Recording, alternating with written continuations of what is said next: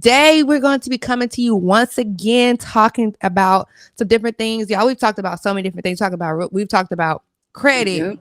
We talked about if you want to be a Mm-hmm. real estate agent, how to go about doing that. Yep. We talked about different loans you can qualify for. We've talked about longevity. We've talked about so many different things here. So, like I said, we've talked about so many different things. I see y'all waving at me. Hey. We've talked about so many different things. And as you're coming on again, make sure to like, invite, and share as you're coming on.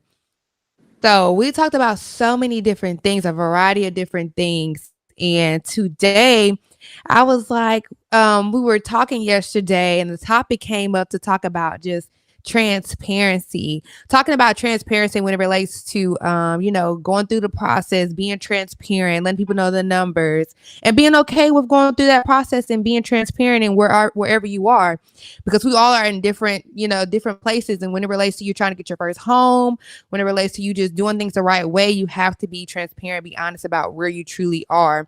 And it's important. It's important even when you have people who are trying to help you to be transparent, even in that sense. So today we just wanted to come and talk to you all about just being transparent, how to walk through that process, how to find people that you trust, and what that looks like. And so today, Miss Arkendra, can you just talk to us about, as an agent, how important for people as your clients to be transparent for the process to actually work? So can you talk to us about that? Yeah, definitely. So sometimes in starting the process, I know fear usually comes. And it's tough because usually when you partner with an agent, sometimes you may know them, they may be your friend, or it just may be someone, an agent that you're working with, or a realtor that's, a new person that you don't know. And if it is a new person, that may be within itself just fear. You don't want to share like your finances, or you may be going through a divorce if you're getting ready to list a home, or something going on with your kids, but just anything private. Usually there's some type of fear in getting started. I know one thing that I do is it makes it, I'm not going to say the easiest process, but it makes it easier when I get to know my clients. Sometimes that takes out some of the fear, some of the stress of just getting started. And as people get to know you better, they're a little more transparent as far as how to get started. What do I need to do if I'm getting ready to list my home? What does that look like if I'm getting ready to buy one? I have listing consultations, buyer consultations, and it just helps to take out the fear and the stress that comes with selling and buying. I know one example, when we were talking about this yesterday, I'll share with you guys, is with buying.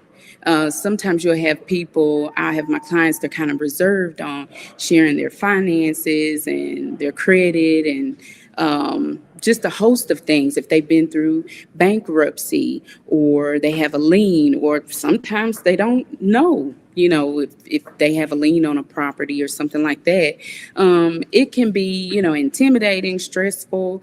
If you had a foreclosure, so what helps is just having that conversation. And like I said, it's not the easiest conversation to have. But for example, I've seen when my clients go to the lender, if you don't share everything initially, as you get down the road, as we go through the process, it's gonna eventually come up. I mean, if you've had a lien, a judgment, bankruptcy, foreclosure, I've had it to where sometimes my clients didn't tell me, and that's fine, just long as the lender knows. Because what could happen, I was thinking about it this morning, you could share limited information with your lender for whatever reason or whatever reserve you may have. And they said, okay, you're approved for X amount of dollars. And then you're ready to go out. Okay, I'm ready to go out, start looking. I want to go buy. And then they say, oh, we saw this come up on your credit, or this has hit, or you didn't say, you didn't tell me you had a bankruptcy, or you didn't disclose. And at that point, it can get a little devastating because you're looking at this price point and you can't buy it, or it may go down, or you could be under contract. And that's worse, if you're under contract and then you have to, just reposition yourself to either buy, or same thing with selling too. If I always get my properties checked before I list them, Oh wow. because you would be amazed of liens that are attached to homes. And so I always have my closing attorney to check my homes before I put them on the market, because that could be devastating within itself if you have a lien that has to be paid in full before we could put it Wow. on the market. Wow. So that's interesting. But I think you said the most important thing is that even if you don't disclose everything, it's going to come up. It's going to come up. So it's just Yep. best to be honest up front, because when you have somebody just trying to help you and really trying to see you, because as a agent, you are wanting to see your clients get their home and be Yes. excited and leave happy. So, but in order Hmm. to do that, we have to be honest and transparent and be okay with people walking us through that process, or maybe even having to teach us that no, you didn't necessarily do that right, but this is how to do it. So that's Yep. why we are needing people, like I always say, mentors, coaches, people who can walk you through the process, because honestly, it saves you so much. Like a lot of people say, why do you need a mentor? Why you need a coach? Why I need somebody who to tell me I could just experience it. Experience is the best teacher. Now, when experience is going to cost you $200,000, oh no, Yes. ma'am. Oh Yes. no, ma'am. You you want experience to cost you $200,000? Not Yeah. not even $100, because why? If you don't have to do that, then why do that when you have Yeah. people who can help you actually walk through that process? And oh, sorry, I had somebody ask a question. Currently in real estate school, any advice you can share? We're gonna pin. So can you answer that question? I don't want it to get biased. Currently in real estate school, any Yeah. advice you can share? Definitely. So first, congratulations, and stick with when you're going into real estate school and then obtaining your license. It takes some time just to get everything streamlined. It's just like opening any business. You're marketing, you get your license, you're trying to decide which firm, and you go from there. Any advice I can share? So the first thing would be tell everyone. People will know, like, and trust you. And so I always tell people just coming into real estate, let your friends, family, if you're in any associations or clubs, but let everyone know what you do, even if they just sold a home, just purchased a home. Let everyone know, in state and out of state, so they can send those people to you.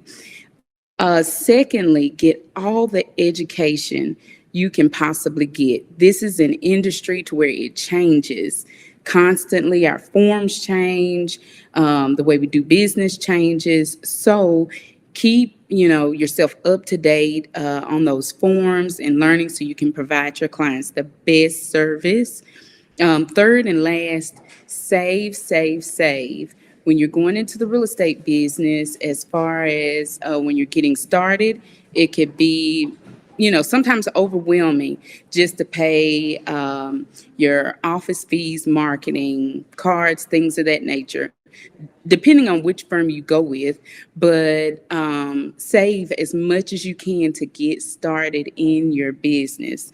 I know for me at first, when I first got into real estate, I'm like, this is a little overwhelming, all these fees. But, stay with it, get going. It helps. I understand if you have to work part time, it's always good if you could do it full time, it's best. Yes, I would ditto everything you said. I went to real estate school and I'm like, ooh, I was like, ooh, Lord Jesus, this is a lot. This is a lot. Yeah, They don't tell you all of this. yeah, People yeah. just show you them buying The book, houses, getting the nice stuff, but it is actually right? a Your lot of work. clothes. Yes, it's Hmm. actually a lot of work. Yes. So I would say even too, if you could find people who can really come around you during the time and see if you can study. Because when I was in real estate school, I had the people who I was in school with. We really came together and was just like, hey, can we study together? Can we Yes. text each other in group chat, seeing if we had time to meet up and study or go question each other or give quizzes. Then I talked to like Miss Arkendra. It was another person who was a real estate agent at the time, and I sat and with that person, and they went through the book with me, was giving me advice. So as much help as you can, as much advice Yes. as you can, as much studying as you can. You're gonna be on coffee, coffee, and that book like for until you take the test. But I would say don't get discouraged either, and don't get overwhelmed. Enjoy it, learn as much as you can, and please seek wise counsel because that does matter. So thanks for the Yeah, because question. it's a lot of material at one time. So do those quizzes at the end. Go over your chapters at the end. Reread them if you can. But study as much as you can. Yes, and actually we did do a Earth is Your Real Estate Property live probably 2 videos ago that we talked Yep. about the steps you want to take when it relates to going through the becoming an agent, how to when you're Yep. becoming an agent, the steps you want to take. So that video too would be very helpful. It's on YouTube, Facebook, you can find it. But we did that like 2 videos ago. Hmm. So you can go check that out. But yes, back to what we were talking about when it relates to transparency.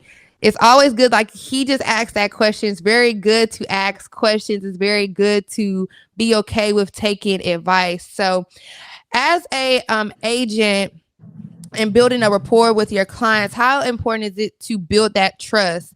And how do we better build trust as a client agent type of relationship? How do you build trust? Yeah.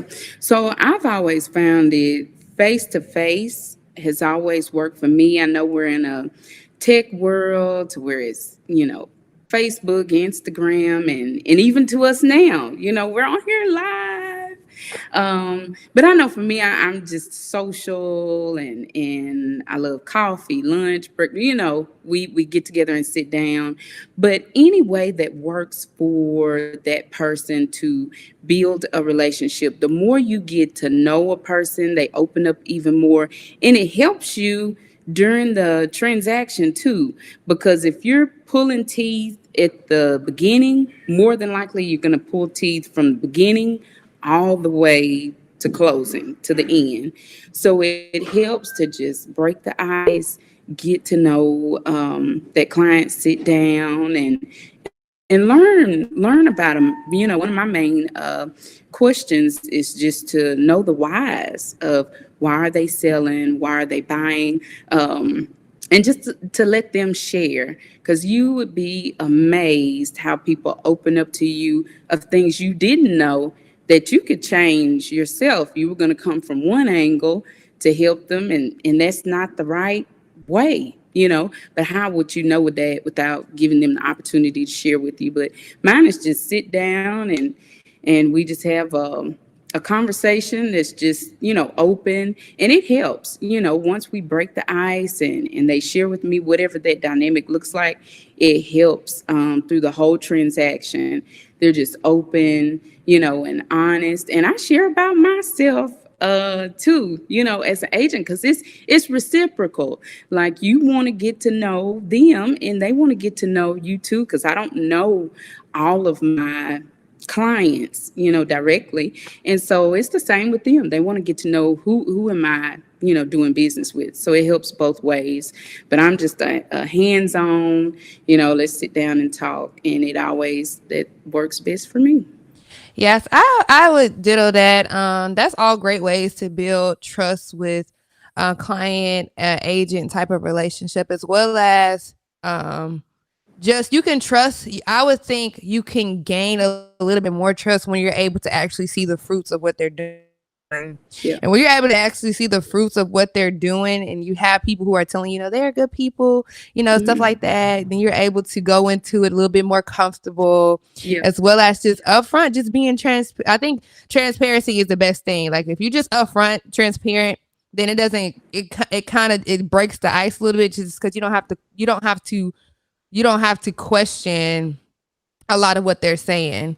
So that Yeah. is really, really good for you to say that. I also Yeah, and it just wanted made to, me oh, go ahead. oh, sorry. It just made me think about my referrals are easier, but that's just due to I've already built a relationship with the client. I've either already sold a home to or listed their home and sold it, and then they'll refer me to someone else. Well, by the time I meet that person, whether it's their friend, family, someone that they spend time with, it's just easier because they're trusting, whoever shared with them, hey, go with Arkendra. It just makes it better because they're just trusting. People go off of reviews too, and just the better reviews you have, those client relationships, it just helps to your next. Like I said, with those referrals are good because it just, they just trust you based off someone's word. Ooh, that's, you just said something right there about just be somebody being able to trust you off of your word. I think that's even a Mm-hmm. life thing that we can talk about really quick, is being somebody who can Yep. trust you based off of your word. So when you say you're gonna be somewhere, which Mm-hmm. I'm a person that, I'm just be honest. I'll be there. I might be a little late, but I'm gonna be there. I'm but gonna be there.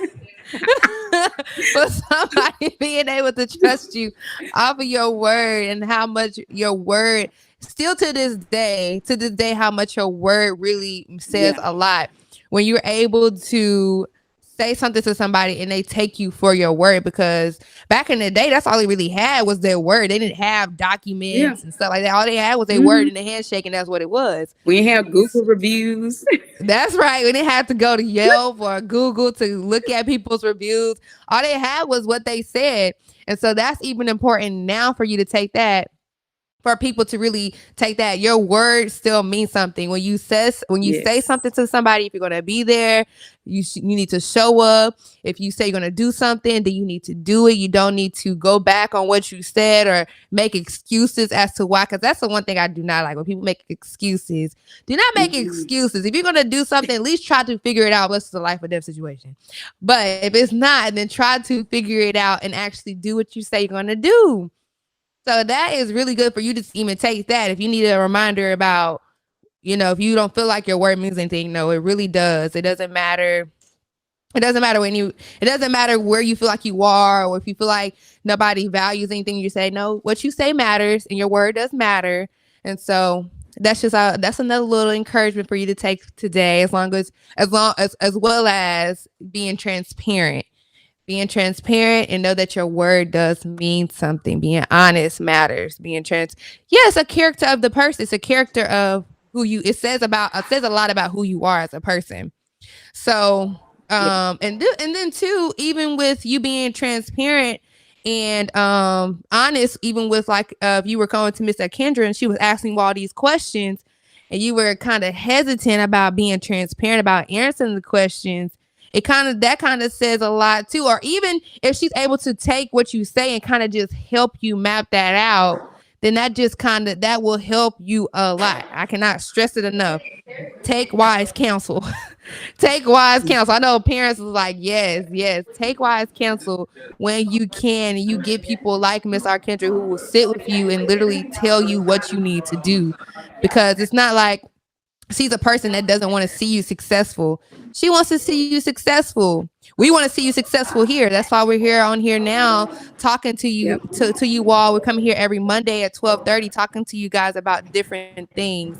So know who is those persons in your life who can talk and direct you and give you wise counsel. Apostle says this year, whoever has your year will determine your year. Whoever has your ear Yes. will Your ear. determine your Mm-hmm. year. this year, who the people who you are listening to, the people who you are taking counsel from, that will determine your year. You don't want people telling you the things that are not right. You want people who are telling you things that are right, things that are going to help you succeed, help you thrive, and help you do what it is that you desire to do.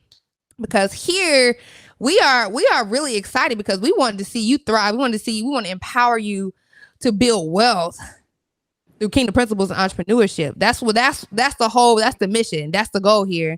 Because we want people to be able to be out here doing it. We want you to do it. And so Miss Arkendra, she's another person who is looking to help you do just that. And whatever that is for you to do just that. So we thank you so much once again. Is there any questions for today? Any other questions for today? I know we sometimes I get some questions afterwards, but if you are on live and you have any questions for Miss Arkendra, myself, you have any questions really quick, you can ask those questions and we will answer them really quick. But in the meantime, in between time, Miss Arkendra, can you tell the people how they can contact you once again? Yeah, so Arkendra Johnson, I am a full-time realtor. My phone number is 615-579-1048. I would love to help you with any real estate need you may have. Okay, I'm trying to read It this. seems like our time goes by pretty I fast. know it does. I look up and I I'm be back like, oh over my my. goodness. I'm like, I don't know if I talk a lot like my dad or what. Cause I just look up and be like, the time is gone. But it's so well spent. It's so well spent. It is. Okay, what is the first step? What is the first step to buying a home? Okay. So we shared before. So the first step to purchasing a home, I would say between your buyer's consultation, which I always like to do those. Like I said, it takes the fear out, helps me to get to know you and know what your goals are. You can get to know me. The most important is to meet with a lender, just to see how much you are approved for. With a lender, they can look through your credit, like we mentioned before. If you have any bankruptcies, judgments, liens, foreclosures, anything from the past that hasn't been paid. No, I know I said no problem. It is a problem, but it can be fixed. So that's the first thing, is to reach out. And some people go with the bank that they already do business with, or if you have a mortgage company or a bank that you would like to try, reach out to them. But that's the first step, because usually people want to start going to look at homes first, not knowing if you can even get approved, or if you can, that's great. We just need to know how much, and if you have the down payment, closing costs, but just putting together all of those pieces to make sure you're prepared. Because usually people want to look at the house first and then get the finances later. But work on the finances first, if need be. If you're ready to rock and roll, you have your pre-approval or you're paying cash, great. Reach out to your agent and get going. But usually that first step is, where is the money coming from? That's right. You want to make sure we want to get pre-qualified before we go looking at houses, because we don't want anybody, you get your hopes up. We don't want you to feel crushed, because then that just becomes another thing when you get your hopes up Yeah. and then you get crushed. We want to make sure you get exactly what you can get and be happy with it. Like I said, our time goes so fast. It goes so quick because I we be having so know. Our much good time is always. conversation. Our conversations be so We great, and just I look got forward to it. going. I know I look forward to it every Monday, though. The last thing I want to just encourage you guys before you get off, I just want to say that if you're a person that feels like buying your first home is so out of reach, or you feel like you can't do it, or you feel like it's going to be so hard, know that you can do it. You really can Yes. do it. You could Yep. do anything that you put your mind to. If you put your mind to it, you set a goal, You can do it. Mm-hmm. I feel like a lot of people they feel like they can do it, but can't is something that you were taught. We were not born with the idea that I cannot do something. When you were born, when we were young, we have all these great aspirations, dreams, and we want to do so many great things. But as we get older, people start to try to rationalize with us on why we can't do a certain thing. No, you Yeah. can do it. You can do it. So I want to just encourage you. If you want a home and you feel like it's so out of reach, or you feel like you cannot do it, we're just here to encourage you today. You can do it. You can do anything that you You put your can. heart and mind to. You can do anything that you put your heart and mind to. And I look forward to you guys reaching all of those different goals, and you becoming homeowners, you becoming entrepreneurs, and you doing your thing. Yeah. We are here. We here for you. We're supporting you. We're so happy. Yeah.